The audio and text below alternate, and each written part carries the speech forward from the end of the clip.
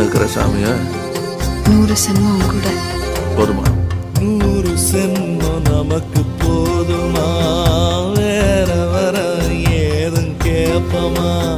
சகாவரம் கேப்போம் அந்த சாமிய